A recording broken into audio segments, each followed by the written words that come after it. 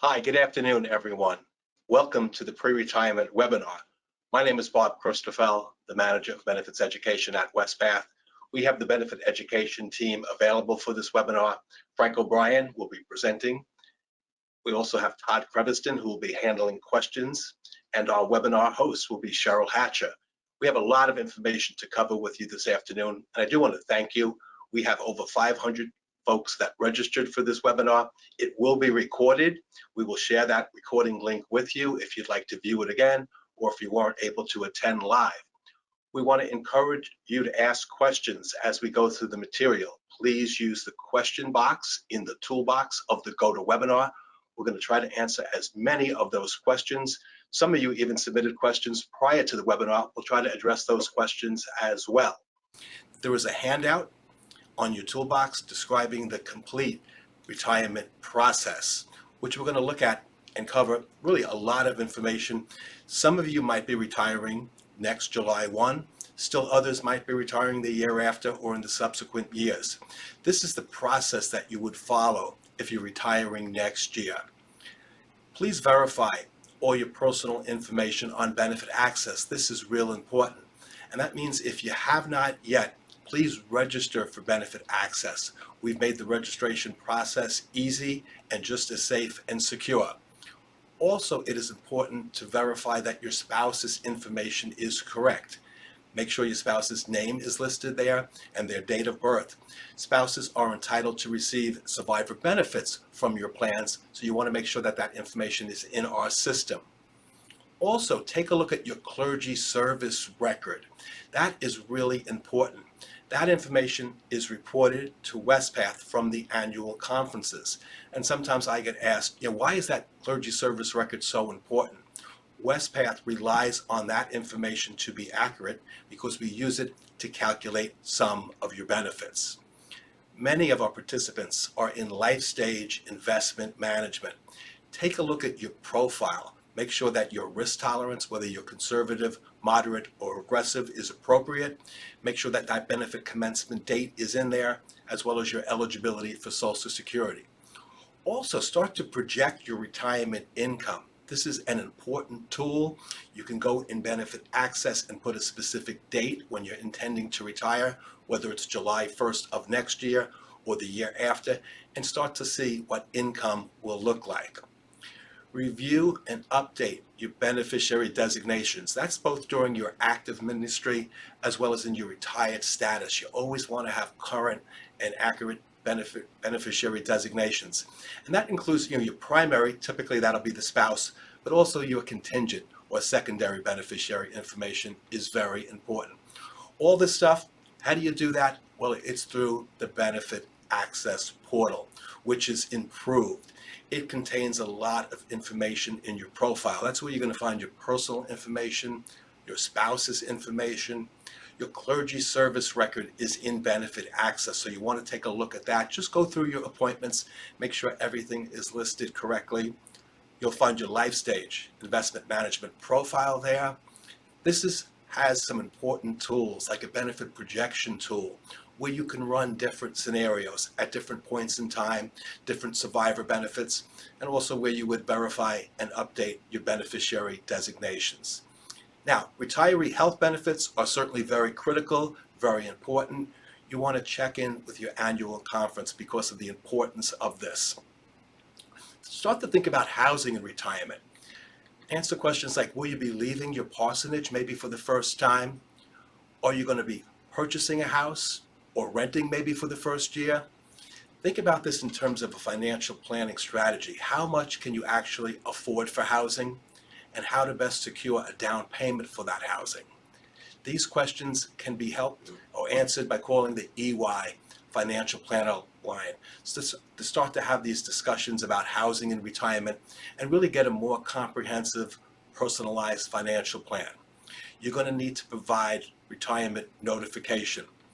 Notify your bishop, notify your cabinet, notify your board of ordained ministry within 120 days of your retirement date. That's really important. And then start to make those calls to the EY financial planner line for those more complex financial and retirement planning questions. And now finally, we can talk about money or income and where it's going to come from. And we'll start with the Wespath retirement plans. You might have other sources of retirement income available to you. I know in doing consultations, some of the clergy have told me they have outside IRA accounts or previous employers' plans, or their spouse has retirement benefits, or any personal savings. This chart I really like because it shows you all the Wespath clergy retirement plans, and it's very colorful. And those of you that have been in ministry for a long time, you know that these plans have changed, these plans have evolved. You may have access to all of these plans or some of these plans. I always like to go in the order from where we exist right now under the current mandatory plan for eligible clergy. That's called CRSP, CRSP. Officially, that's the Clergy Retirement Security Program. Prior to that, from 1982 through the end of 2006, you existed under the Ministerial Pension Plan, or MPP. We'll talk about MPP and really what makes it different and what are the similarities and when you need to take it. Prior to that, some of you might have a Minister's Reserve Pension Fund, or we call that the pre-82 plan, which is also a monthly benefit that lasts your lifetime. Then off to the side, that green circle, Frank O'Brien is going to take over and talk to you about the voluntary plan, UMPIP, or the United Methodist Personal Investment Plan. But let's get started by looking at CRSP. And what I always find to be so interesting about CRSP is that it's the plan design. It's truly a hybrid plan. It's got the financial security of a defined benefit plan, a DB plan, and that's a monthly benefit that lasts your lifetime. But it's also got the control and the flexibility for a participant with a defined contribution and account balance plan. I always suggest that if you're retiring, focus on the defined benefit component first. That's more complicated, and the decisions that you're going to have to make at some point regarding the defined benefit, those are not revocable. So I want you to understand all of your choices. The defined contribution component, that's easy, and you do have some flexibility with that component. Now, the defined benefit, I often get asked, well, Bob, what's the balance I have in the DB, in the pension? It's not a balance. It does not appear on your quarterly statements. It is a formula, a defined benefit plan. And in order to determine your monthly benefit, we're going to be multiplying three different factors together. And I think it's important to understand the formula. We'll first look at the denominational average compensation. We call that the DAC. And that is multiplied by a factor of either 1.25% or 1%. And that gets further multiplied by years and months of credited service during periods of time. So let's look a little further. What is this denominational average compensation? Well, it's the average plan compensation, but it's only of clergy serving full-time appointments throughout the denomination. And what we have seen historically over the years, and when you run a benefit projection, what the benefit projection assumes is growth in the denominational average compensation. And we've seen that just over the last few years, from 2020 to 21 to 22. We know what we're going to use for next year. What about this factor? The factor depends upon the period, the service period. When CRSP started January 1st of 07 through the end of 2013, the factor that we use is 1.25%. Beginning January 1st, 2014 through the end of June 30th, 2022, the factor is 1%. Now, the credited service is important. If you served under a full-time appointment for the first period of service, we'll use 7 years. If you served under full-time appointment under the second period of service, we'll use 8 years, 6 months, or we call that 8.5 years. So let's go through an example of the calculation for someone retiring next year. Now, we talked about the formula. We talked about multiplying the DAC in the year of your retirement, multiplied by a factor, multiplied by years and maybe months of credited service during that period of time, and then we get an annual amount. Now, pensions like this are not paid annually, they're paid monthly, so we'll divide that number by 12 to get a monthly amount, $551 in this example. And then we'll hold that number aside because there's additional service beginning January 1, 2014, up until June 30th of next year if you are retiring next July 1. The formula is the same, but what changed is the factor. We're going to be using the same DAC, but now a factor of 1% with additional years and months, 8.5 of service. Again, we come up with an annual dollar amount and then simply divide it by 12 to get a monthly amount. And then we just look at the two numbers, and what we need to do is just add them together to get a monthly benefit. Now, there are decisions that you make that are going to impact that amount, and these are very important decisions. If you're retiring next year, you don't need to make those decisions today or tomorrow or next week, but in the weeks and months before your retirement. You'll have opportunities. The Benefit Education team does retirement webinars every spring. Annual conferences also host retirement seminars and webinars for those that are retiring. So you have plenty of time to consult with the Benefit Education team, to call our retirement team, to make those calls to EY. You're going to have decisions about your surviving spouse benefit. That's going to impact your amount. Also, there's an annual increase. We call that a COLA, or a cost of living adjustment. The minimum or the default COLA that we use is 2%, but you're also going to have a choice of 3%, 4%, or 5%. And I'll explain this afternoon, the impact of the different COLA amounts. Also, what will impact this amount is early retirement. Now, under the Book of Discipline, early retirement is defined as age 62 or, not N, but or 30 years of service. You will receive a reduction in your CRSP defined benefit plan, depending upon just how early the early retirement is. The way that it is calculated is as follows. You receive a 0.5% reduction for every month that it's an early commencement. So for 1 year, it's a 6% reduction. In this example, 2 full years, a 12% reduction, bringing your amount down, monthly amount, to $956. You'll still have decisions on a surviving spouse benefit as well as the COLA. So there's a lot to think about with the Clergy Retirement Security Program, that defined benefit component. And again, I would urge you to focus on that first and then look at the defined contribution component. This is much easier. And the decisions that you make with the defined contribution plan, well, they're flexible. You don't need to do anything right away with your DC balances. That would include, Frank will talk about United Methodist Personal Investment Plan, plus 35% of your MPP. You have some flexibility. You don't need to do anything until you reach the age of 72. So right now, your DC, it is a balance. It certainly does appear on your quarterly statements. We have some participants that are quite comfortable directing their own investments. They're choosing their own funds. They're rebalancing when they feel it's necessary. Still others are using LifeStage investment management to help come up with an asset allocation, really to take that burden of self-managing off your shoulders, kind of setting your account on autopilot. But this balance is available to you. And what I have found is that every situation is different. Some participants might need this money right away, and still others might defer or wait. Anywhere between 65 and up to 72 is when you need to start taking something out. Many of our participants will consolidate their account balances into United Methodist Personal Investment Plan, but you also have the option to roll this money over out into another retirement plan. But again, keep in mind that you need to take distributions when you reach the age of 72.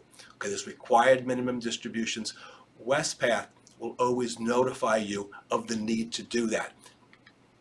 Any remaining balances upon your death will go to your designated beneficiary.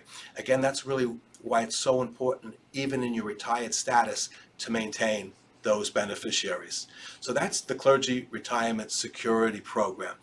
Now we're going to go back a little bit further in time to the Ministerial Pension Plan, or MPP. And what is MPP right now? Well, it's different than CRSP defined benefit because it is a balance. It does appear on your quarterly statements. And many of you will have significant MPP balances when you reach retirement. This money is always going to be invested using LifeStage investment management. So nobody is self-managing their own MPP accounts. But what about later on at retirement? What becomes of MPP? It's a really good question. And again, everyone's situation is a little bit different. But right now, and in the previous July 1st, if you need the income from MPP right away, you can annuitize. 65% of your balance goes away and it becomes a lifetime annuity for you, and if elected at the time of your retirement, will continue uninterrupted to your surviving spouse. What about the other 35%? Well, that continues to be an account balance. You do have control and some flexibility with that 35% of your account balance. So when you put them all together, you'll see it's got kind of a similar plan design. You have the security of a lifetime annuity and the flexibility of a cash account balance. Now, the decisions that you make with the Ministerial Pension Plan don't have to be the exact same decisions that you make with the Clergy Retirement Security Program defined benefit. But I think it's very important that you understand all of your options. You're going to have 6 lifetime annuities to choose among. I certainly want you to understand the choice that you've made, but I also want you to understand the 5 choices that you did not make. Plus, you're going to have a cost of living adjustment decision to make. And the COLA that you choose for MPP doesn't have to be the exact same COLA that you choose for CRSP defined benefit. And then with the account balance, that money is still going to be invested for you in your retired status. You can take it if needed as a cash distribution. You might want to refer to EY, Financial Planner line, for a discussion on taking a full cash distribution.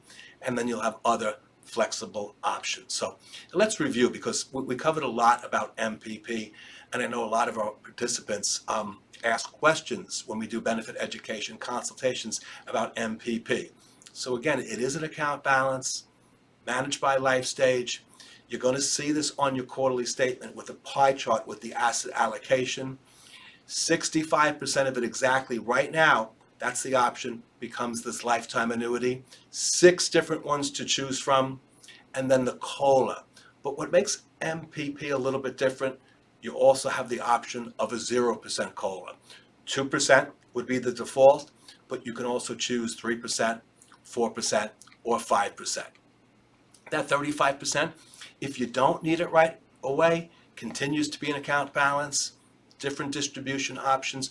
What I see a lot of our participants will simply do is check the box on benefit access when they're making their elections to simply roll it over to the United Methodist Personal Investment Plan.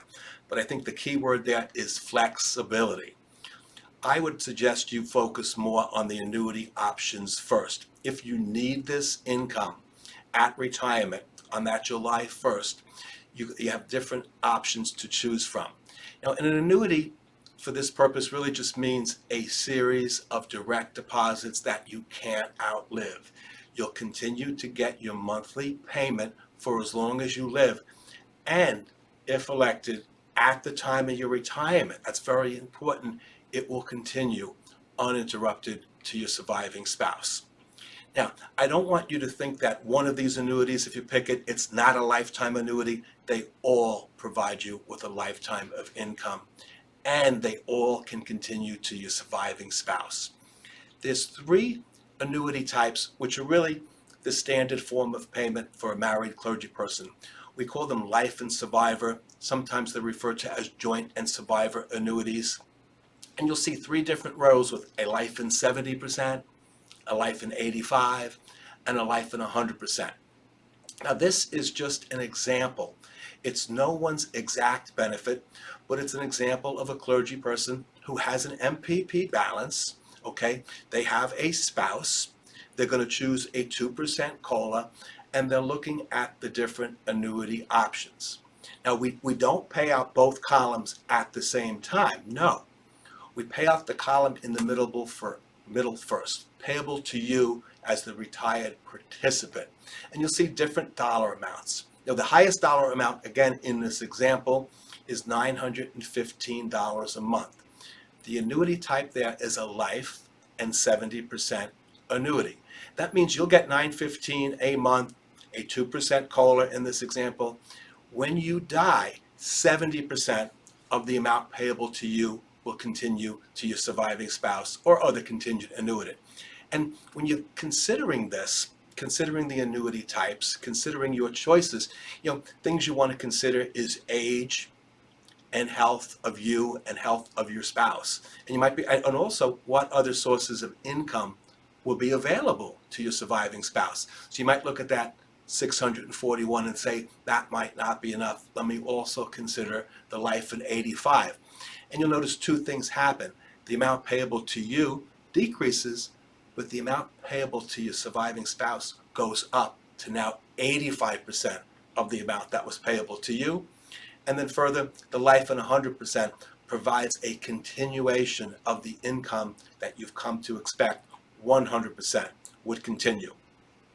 There's also 3 additional what we call SLAs, or single life annuity options. And they are really an optional form of payment for a married clergy person. If you are married, you would have to have your spouse complete a waiver, understanding, agreeing, and consenting to giving up their right to receive a survivor benefit. Okay, these amounts are higher, and the reason they're higher is because of one lifetime. And we just don't know how long that one lifetime is going to be. Again, these are all lifetime annuities. So let's look at the first one, amount payable. And again, this is an example, 1,056. If a participant chooses that and lives 33 years in retirement, that's great. They continue to get the monthly benefit. But what if they choose that single life only option and they die after 6 months? Payments would stop. Sometimes in the event of a clergy person that's retiring and has significant health issues, they might also consider the 5-year certain or 10-year certain options. And what those options do, and you'll notice the amount payable to them initially decreases, but they guarantee that payments will be made at least for the 5-year period, or if elected, the 10-year period of time. So let me give you a couple examples. Participant chooses life with 5-year certain. They live 25 years in retirement. Payments continue. Okay, let's say they pick the life with 10-year. Now they're guaranteeing payments will be made for a longer period of time. They choose that, and after 7 years, they pass away. The 10-year certain period is not over. There's 3 years left. Somebody, anybody that you've designated in advance, and that could be a child, a partner, a sibling, a parent, will get the payments, but only for the remainder of the term. In this example, for the next 3 years. So really, it's a lot to choose from just among the annuities. And then you got to think about the COLA. And the COLA is important. I have seen defined benefit plans that don't have a COLA, and that's not good.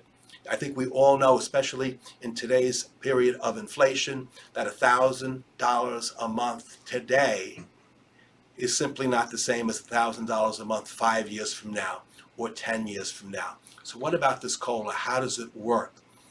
When you go in to benefit access, when you're making your retirement elections, you're going to see the default COLA. When you run a benefit projection, it's going to have the default COLA, which is 2%. But I encourage you to run benefit projections with other COLA levels. Again, this is an annual increase in your benefit, which is really important. And sometimes we get asked, well, how big is it? Well, it depends. You make the selection. What makes MPP unique, you can also choose a 0% or no increase. And you might be thinking, well, why would someone want to do that? 2%, that's the default. But you can go higher, 3%, 4%, or even a 5% compounded increase in your benefit. And you might be thinking, well, why wouldn't everybody just say, hey, give me a 5% increase, that'll be great. Does the COLA amount that you choose impact your initial benefit amount is a really good question, and the answer is a firm yes, it will. And I'd like to show you what the impact is with this chart. And the dollar amounts aren't really that important, but I think the concept is very important. You have different ages when this benefit begins, starting with what is considered normal retirement, age 65. And we'll look at a couple of the COLA options. First off, that pink line represents a steady 2% annual increase. Some participants go with the default, both for MPP and CRSP, and they know that every year the benefit's going up 2%. Let's pause for a moment and look at the two extremes, like the 0% COLA, okay?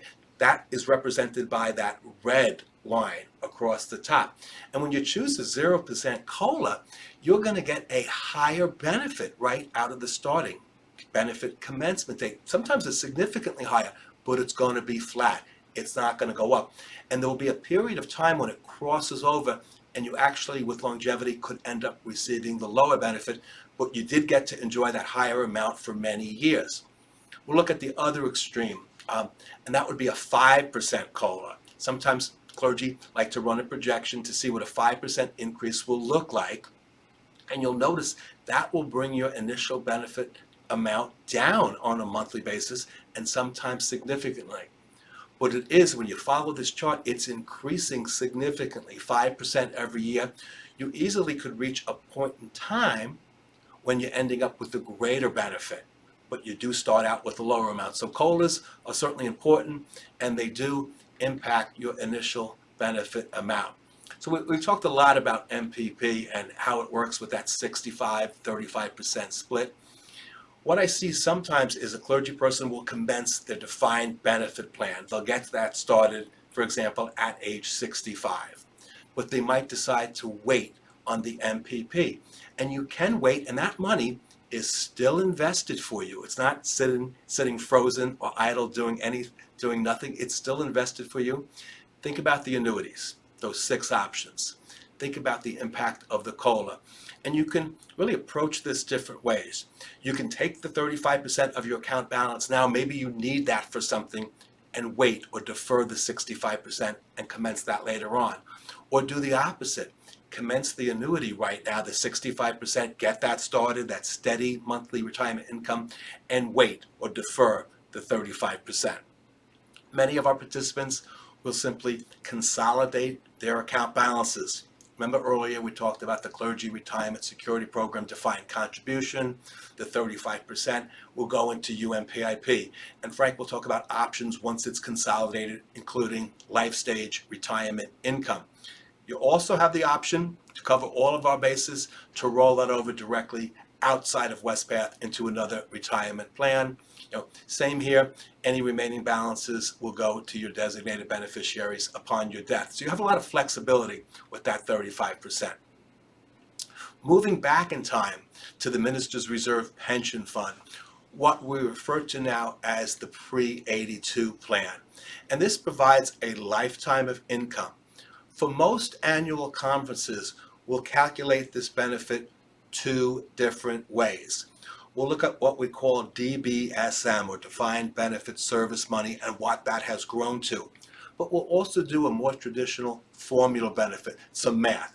And I have an example, but I want to point out that Wespath will always provide our pre-82 participants with the greatest of the 2 calculations automatically. So the Defined Benefit Service Money converted to a lifetime annuity, we'll look at that. But we'll also look at your annual conference's PSR, we call that the past service rate, which is decided on at each annual conference. And I just have an example of the calculation, using the formula benefit. In this example, and it's just an example, the annual conference has a $700 past service rate. This person has 3 years of pre-82 service, so it's easy math. We multiply 3 times 700, and we get an annual amount, $2,100. But we don't stop there, because this is also paid monthly. So we'll divide by 12, and that's a $175 monthly benefit. So then we'll do the second calculation. where we take this defined benefit service money, convert it to an annuity, and in this example, that's $2,700 annual. And when you divide that by 12, you get $225. We will give you the $225 per month. We won't call you up and say, which do you want? We'll automatically give you the highest of the two calculations. Now, you don't have all these annuity options. If you are single at the time of your retirement, it is a single life annuity. Okay, it lasts as long as you do and stops upon your death. For a married participant, it's a joint and survivor annuity. Now, what percentage is set by each annual conference? And this is the range. Some conferences provide for a life in 70%, others 75% to the surviving spouse, and still others 85 or 100%. And just keep in mind that it's the spouse during your Episcopal appointment and at the time of retirement and when your benefits actually commence. So you don't have these choices. There is no COLA for the pre-82 benefit. So we've covered a lot of information. Continue to ask your questions. I'm going to be monitoring the question box as well.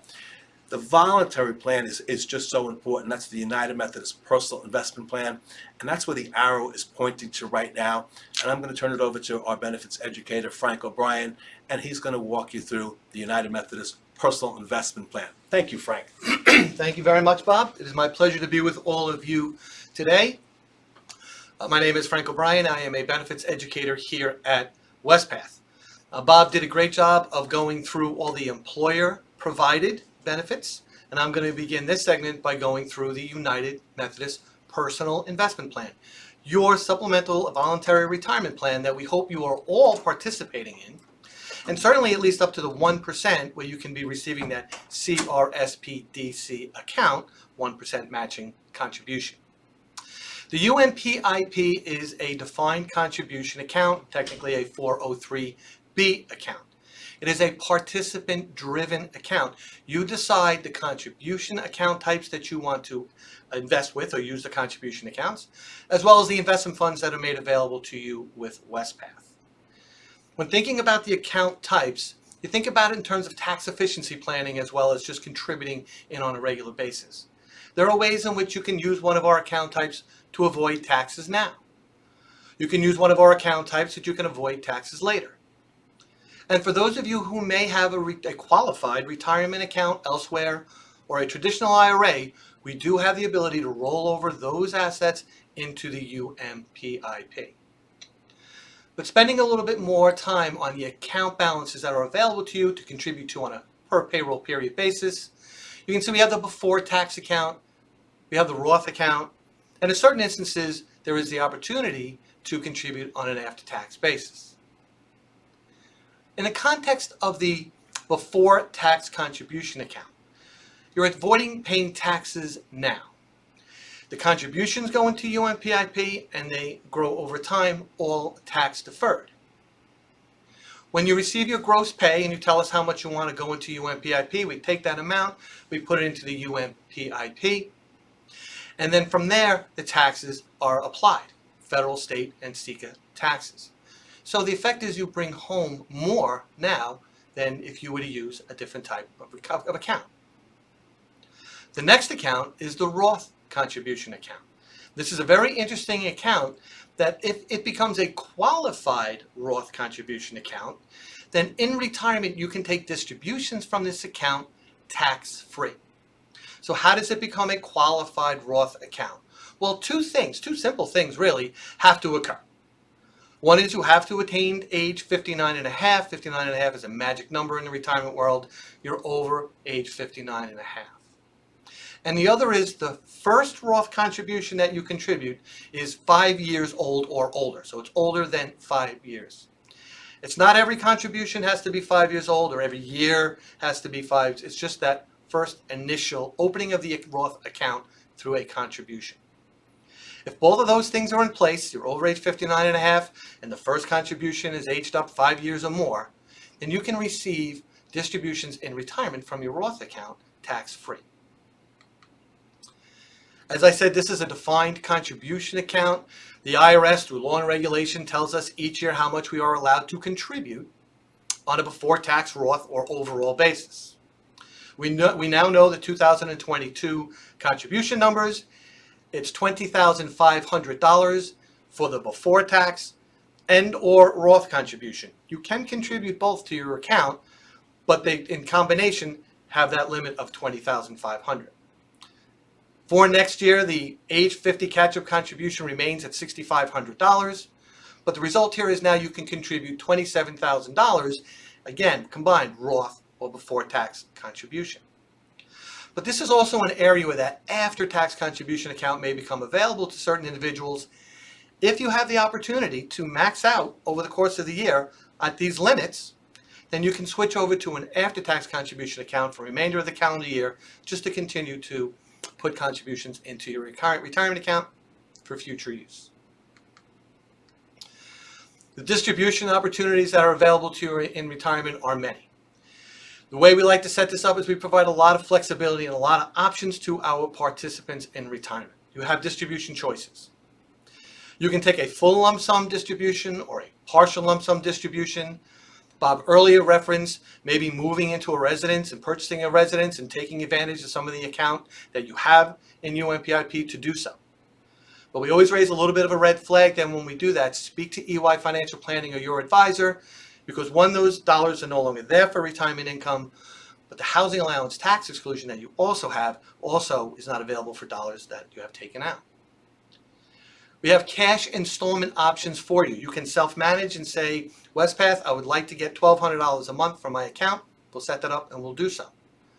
Or you could take advantage of LifeStage Retirement Income, a program I'll review shortly, where you ask Wespath to derive an amount of monthly installments for you for the long haul through your retirement.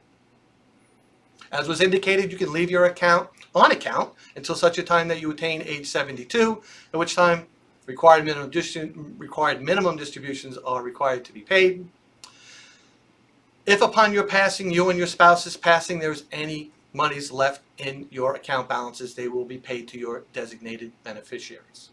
And what's not on this slide, but I like to point out, is while you are in ministry, you have a loan program available to you in UMPIP.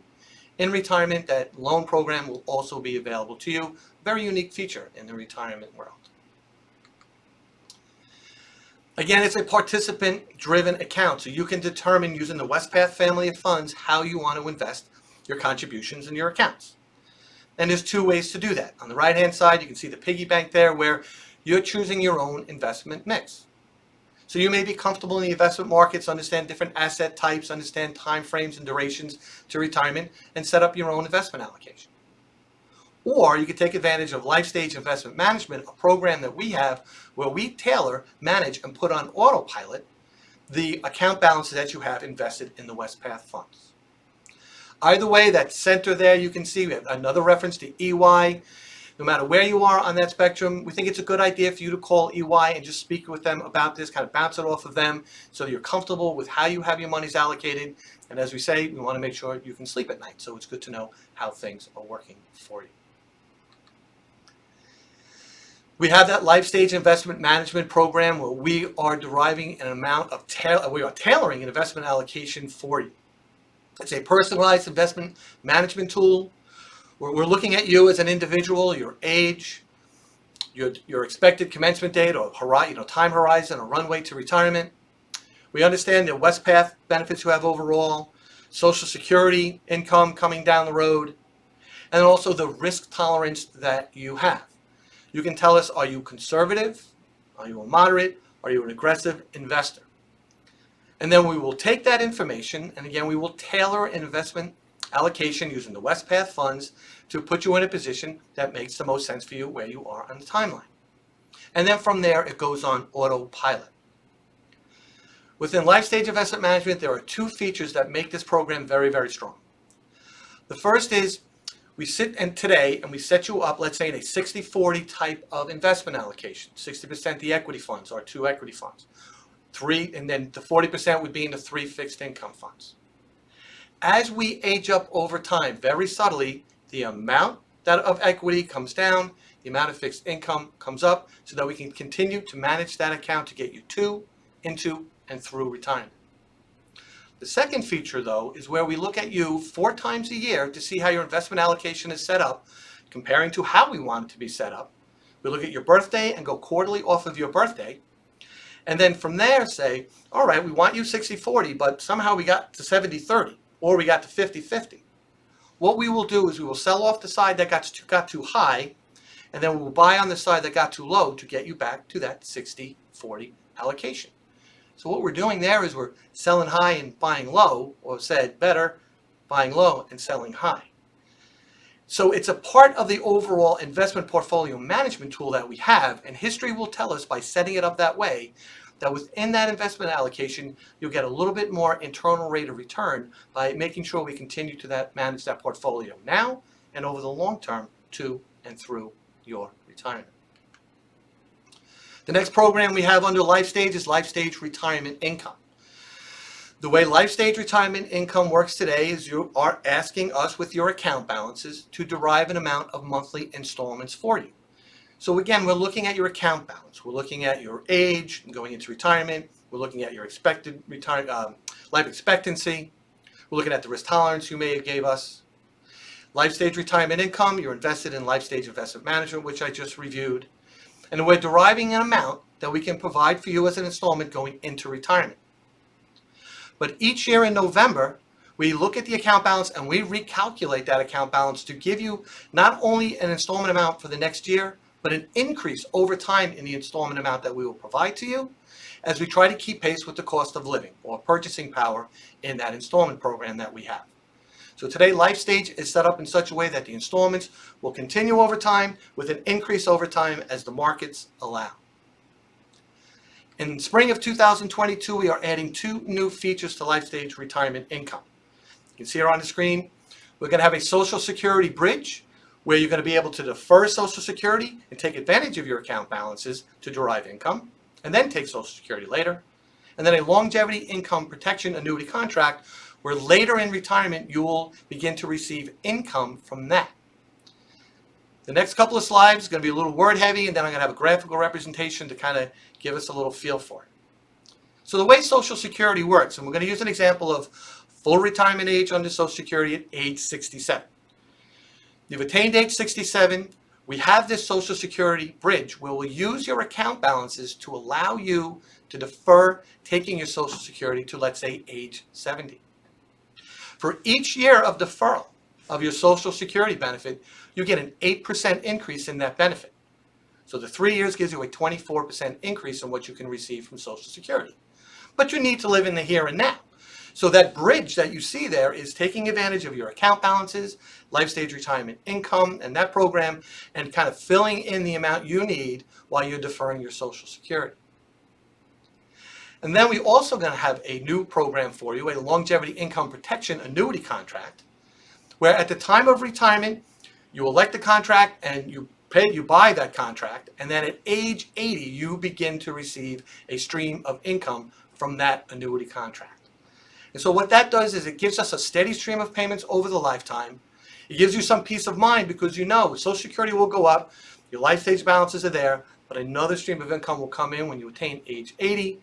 And it's a very strong annuity contract in that we are going in using group insurance rates as opposed to going out and you buying individually one of these longevity income protection contracts. So visually, we'll try to set it up again. Right now, you go into retirement, full retirement age of 67, you're deferring Social Security. You're using the LifeStage account balances that we have. We're keeping you whole as to where you should be. You attain age 70. Now you're electing Social Security. There's no point in waiting after that. Age 70, you're taking your Social Security. Well, we can see what you're getting there. So we're going to level off. We're going to bring down the amount that is required to come out of your account balances through LifeStage, but we're keeping you whole relative to where you should be from a monthly income perspective. And then come age 80, you begin to receive the longevity income stream of annuity income. So now you've got Social Security, and we know Social Security goes up. You have the longevity income, a stream of income that will be provided to you until you're passing, or you and your spouse is passing. And then we continue to level off the amount of your account balances at Wespath and LifeStage to provide to you over time, but to keep you where you want to be on a monthly income level. So all of that in tandem will work together.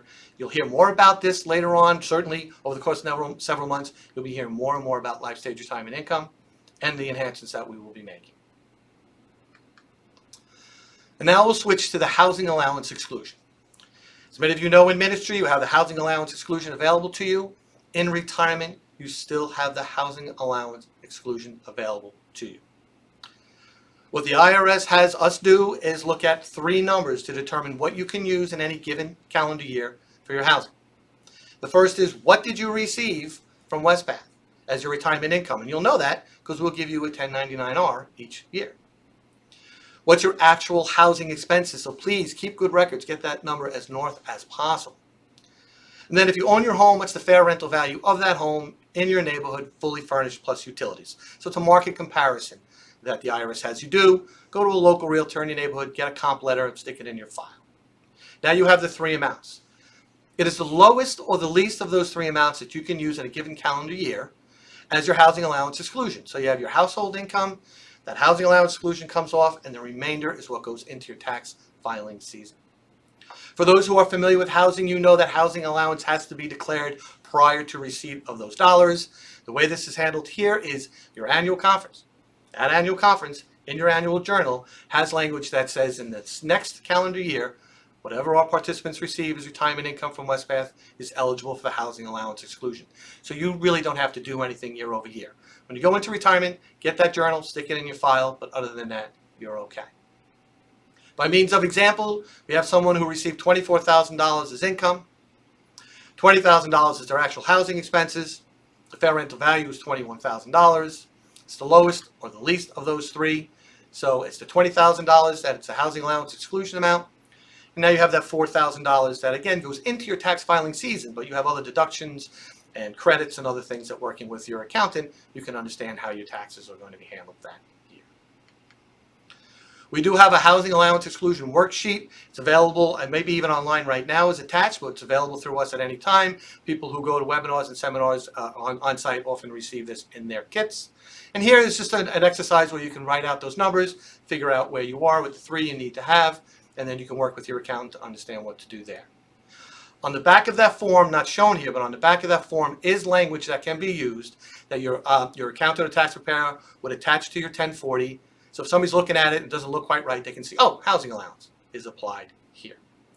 Again, it's available to retired clergy. It's not applicable to surviving spouses unless it's a clergy couple. The year in which the clergy person passes away, if the spouse is still allowed, the housing allowance goes away. And again, your annual conference through your annual journal is managing all the legal requirements around housing allowance designation. Bob referenced earlier a retirement benefits projection. That benefits projection is a forecast of what things may look like down the road at your benefit commencement date. It could be 7/1/22 for many of you. It could be 7/1/30, 7/1/35, depending upon how that is. The way we run this is we use a normal form of benefit, kind of a straight line retirement projection. We're looking at assumed account growth, assumed compensation growth, DAC, denominational average compensation growth. And again, we're trying to figure out using the book of discipline when your benefit commencement date would be. And then you get a 4-page document, of which this is the first page of that document. And here you'll see how we outline the various plans, the various accounts, and an estimate using these assumptions of what you may receive in retirement. It might be a little hard to see, but you have that lifetime income area there. Those are your annuities. Those you cannot outlive. That's the guaranteed piece. That centerpiece is your account balances. The ministerial pension plan, 35%. CRSP, DC, UMPIP. The number there you see on the right-hand side assumes you're taking advantage of LifeStage retirement income, the program I just reviewed with you. And very tough to see is on that bottom area is what we call an income replacement ratio. Gives you an idea of what your Wespath benefits against your plan compensation will derive as income replacement, but it's just yours stuff against Wespath and your comp. So this is where we talk about, it's a very good idea anytime, but certainly as you're getting closer to retirement, to take advantage of a financial advisor that you may have or EY Financial Planning Services. EY is a great program that we provide to all of us at Wespath. They provide comprehensive household holistic financial planning services for you. Financial planning, retirement income planning, tax efficiency planning. They understand the housing allowance. If you're still a while away from going into retirement and you want to think about the before tax contribution account or that Roth account, they can talk to them about that. They're well versed in our investment funds. They know LifeStage Investment Management and LifeStage Retirement Income. When you speak to them, there is no sales pitch. It's objective advice. The way this gets paid for is we have our Wespath funds. There's an operating expense on top. That's our overhead. EY tucks into that. So I'm not allowed technically to say it's free. It's kind of free because there's no out-of-pocket expenses to you. There's no limit on the amount that you can use them. You're not going to get a bill for $50 because you use them 6 times. None of that's going to happen. You can use them as often as you need. The investment that you will make is the front-end investment of giving them all your documentation. Give them access to Wespath. It's actually on Benefit Access. You can just give them access to your Wespath accounts and then everything else you may have, and they can do longer-term financial modeling for you. So we encourage everyone to take advantage of EY, and certainly those who are nearing or getting very close to retirement. The 800 line is there, 360-2539. The website, wespath.eynavigate.com. And again, we encourage those of you to take advantage of it. So coming out of this, a lot of information does get provided to you in a 40 to 45 minute time frame, but things to think about. If you're not registered for Benefit Access, please register for Benefit Access. If you are registered but you don't use it much, please use it much. And for those who are getting close to retirement, know that when we get your intend to retirement date for next year or the year after, that there will be screens and panels available to you to make your elections on Benefit Access, which is where we're going to have you make your benefit elections. Check all of that indicative data that Bob reviewed, your personal information, spousal information. Understand through your annual conference what kind of retiree health arrangements you may have. Run the benefit projection. The benefit projection that I ran is, again, it's a straight line on Benefit Access. You can choose Life in 100, a 3% COLA, and see what the impact on the dollar amounts are. Coming into the pandemic, we were talking about doing a thing called one-on-one benefit consultations. The pandemic hit, and it became something that we do on a regular basis. It's been a very successful program. Last year, we did in the neighborhood of 700. Easily this year, we're going to do in the neighborhood of 700, if not more. Using that link, you can sign up or register for a 1/2 hour benefit education session with myself, Bob, Todd, and Cheryl, who is training to do it right now going into next year. And what we can do is work through all of your individual stuff on Benefit Access, running projections, anything else you may have, and then get you prepared to have a real robust conversation with EY Financial Planning. So we can't give you advice, but we can give you things to think about and questions to ask them. So working in tandem, we think it further lays a good foundation for you to be planning and preparing for your retirement. We have all kinds of resources, a plethora of information, as I like to say, but here we just call out a few. There's the Participant Solutions number, 851-2201, 800. Take advantage of them. The EY Financial Planning information is below. And we do have Benefit Access from those who want to download our app on their phone. It's inquiry only, but you can see what's happening within your accounts on Benefit Access on your phone. So that's available to all who want to take advantage of that as well. That concludes today's webinar. We thank you very much for spending your time to join us for today's webinar, and I'd like to wish you a wonderful rest of your day. Thank you.